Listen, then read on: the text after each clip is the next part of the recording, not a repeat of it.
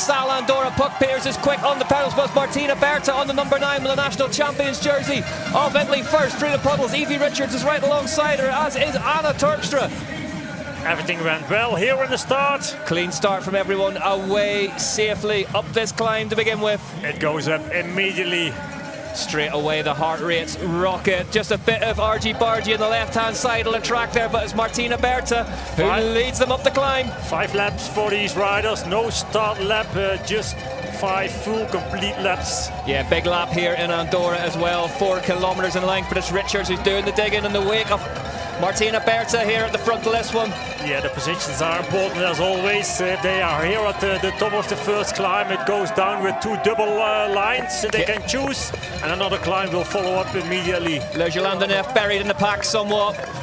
Actually, there's no clay here. Even if the course is bad and slippery, it's not like clay. It's Puck Petersen is just off the bike, and look at the ripple effect it's causing behind her. Evie Richards held up by that. Anna Terpstra off and running. It cost her some seconds, and you see, riders are behind her. Great riding from Luana Lecomte there, just elbowed her way through, stayed on the bike. Kate Courtney's been up as well. Mitterwallner also with a long sleeve jersey, but more riders are. Martina Berta, she's leading the Italian champion in this long little descent, but it's very slippery as you can see here. Little trials turn into that, and it is steep through here. Pauline Ferrand-Prevot on that hardtail bike. Hardtail, a bit of an unusual choice given the lack of traction out there. Yeah, but she won world champs on a hardtail bike too. Well, yeah, so I guess it works for her. It is, and riders have to ride the same bike in cross-country and short track. So short track on Friday and cross-country for the Sunday race. Pauline, she was on her hardtail bike last Friday, and so she has to ride this bike today again. But she feels really comfortable on it, especially when the rain still comes down. And Pauline Ferrand-Prevot, sorry to interrupt you, Bart, has gone past Berta, and she is not looking back. This is ominous now. Pauline Ferrand-Prevot, only on one climb. On one climb, has blown Martina Berta away here at the front of this bike race. Pauline Ferrand-Prevot leads them on lap 1. And also this descent here, it brings the riders back into the first tech feed zone.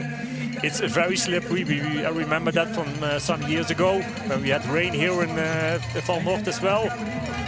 Yeah, riders can still see each other here on a climb like this. But yeah, the gap, it's getting a little bit bigger. It's Keller though who's coming through. She's past Richards and she's just moving to her right to pass Berta now. So Alessandra Keller, buoyed by that short track win, fancies having to go to the cross-country Olympic distance. There's Mona Mitterwallner in the white jersey. From the back. And also Puck Petersen with the number 1 on her bike. The rain really coming down here in the Pyrenees now. Puck Petersen in 5th place. Storms have moved around this place for the last 3 days, really, it seems like, and the track has done its best to absorb as much of the liquid as it could, but and there's plenty of time. It's also important. Keller's gone past her. Alessandra Keller to the front of the race then here in Pal Sal Andorra, and she goes past Pauline Ferrand-Prevot after an incredible ride back across the gap. She hits the pump track first, doubles into the berm, turns right. She must be feeling strong, otherwise she wouldn't do that. Nope. I thought you were right. I thought we were going to see her just sit in behind Pauline Ferrand-Prevot, because let's face it, if you're going to follow anyone, a double UCI World Champion is somebody to follow, but Keller feeling good today. Immediately overtook her. We saw that, where was we saw it? Val di Sole Trentino, we saw a bit of that going on. Actually, back in the days we had eyewear zones. You told me about this, yeah. Why not? He did.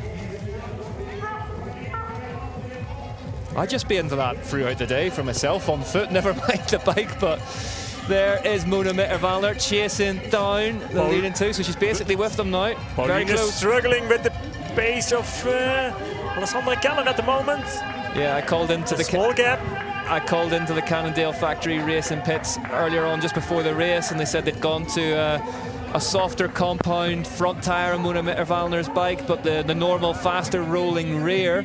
I guess that's just to give her a bit more confidence in the corners and over the roots. Yeah, especially a softer compound gives you more grip on the rocks. And there is the gap. Alessandra Keller just getting a bit of information from the team bib there.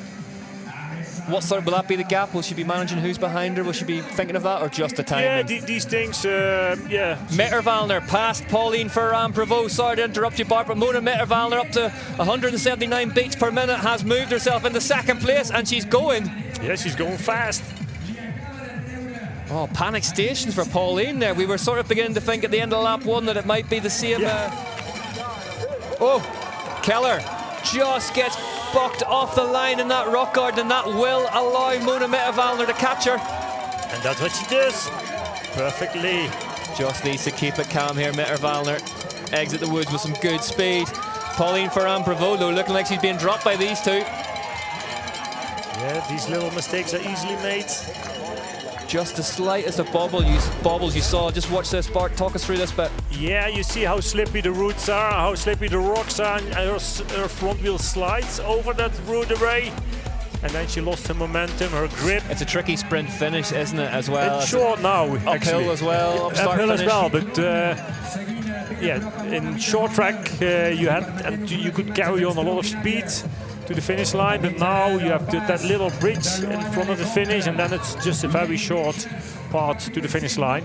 So different from the short track. A sunny day or a cold and rainy day like it is today. But of course, it feels so good if you have done such a high effort. There goes Mona Mitterwallner. Mona Mitterwallner motors past Alessandra Keller into the lead then at the end of lap 4.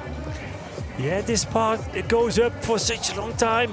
And Mitterwallner's looking strong here. Yeah. Oh, just bobbling slightly over to the right-hand side there, but look for all the world like she was about to try and gap Keller. But even now here, the bridge is done, and then we call it like the island here. This is because there's like an asphalt ring, like a roundabout around it. And this climb keeps on going. It's not that steep, but it keeps on going all the time. And here we go over the main road with the new... There is the gap then. Mona Mitterwallner out onto the final lap, leading on the hunt for her first elite level UCI Mountain Bike World Cup win. Looking good at the front, the Austrian. She's looking strong out of the saddle, pushing hard here on the first climb of the last lap.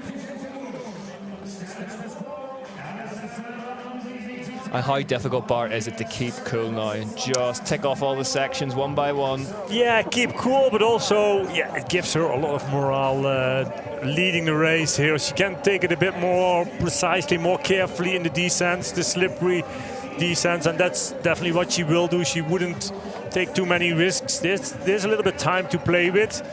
And she's two from the World Championships 2 weeks ago, Luana Lecomte behind her. And behind her then Evie Richards. So that group, they're still somewhat together. They're strung out a bit.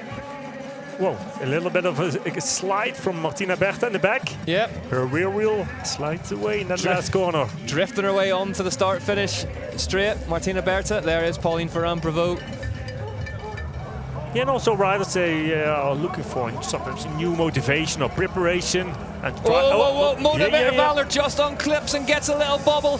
And that is how quickly a lead can slip away. Can Keller capitalise on that mistake? Did it cost her much time? She's got the bike moving again now. It's not over yet, the race. Not over yet. One mistake and this race could turn on its head. It shows how difficult it is. Safely navigates that bridge for the last time. Here she is second Keller. place. She's not that far off. No, what is the clock going to say? Yeah, leaves it all between the tapes. Alessandra Keller. Well, it was 3 and 4. Yeah, I wonder if Lecomte can just put a move on Pauline Ferrand-Prevot here towards the latter stages of this race and move herself up into third. She's catching her compatriot. Yeah, that's still possible. There she is. But meanwhile, at the finish line, Mona Mitterwallner takes her first ever elite level UCI World Cup win in Pal-Arendsal, Andorra. Mona Mitterwallner wins in Andorra.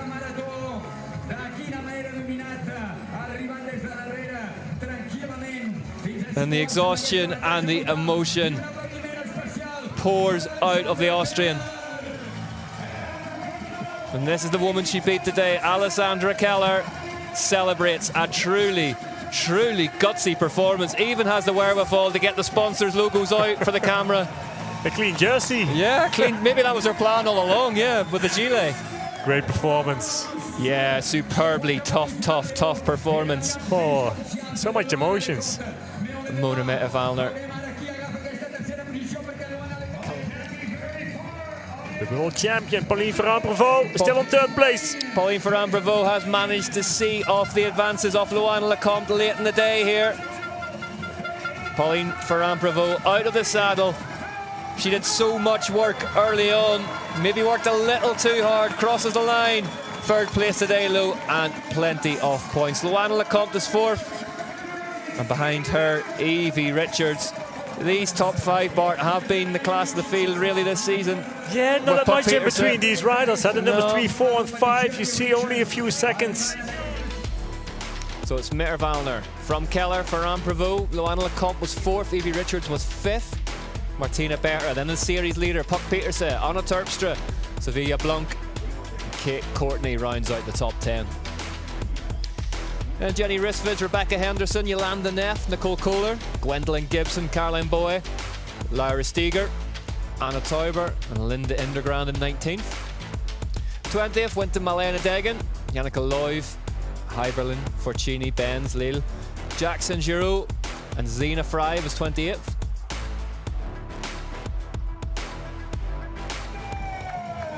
Mona Mitterwallner, here's the announcement she's been waiting for since the start of the season. What a result for the young Austrian. Mona Mitterwallner wins in Pal Aronsal, Andorra.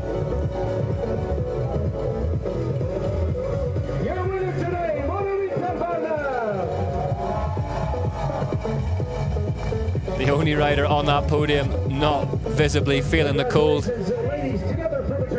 is the rider that checked out with the win as the rain starts again here in Andorra.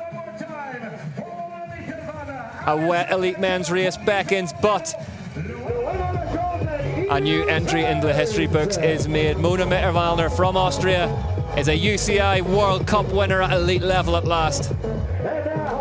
For the overall, Puck Peterson still leads the way ahead of Pauline Ferrand-Prevot. Alessandra Keller in third, Mona Mitterwallner in fourth, Luana Lecomte in fifth. So 269 points of difference between Pauline Ferrand-Prevot and Puck Peterson. Closed that margin slightly today. Mitterwallner fourth, Evie Richards in eighth, just ahead of Martina Berta in ninth, and Jenny Risvage in 10th.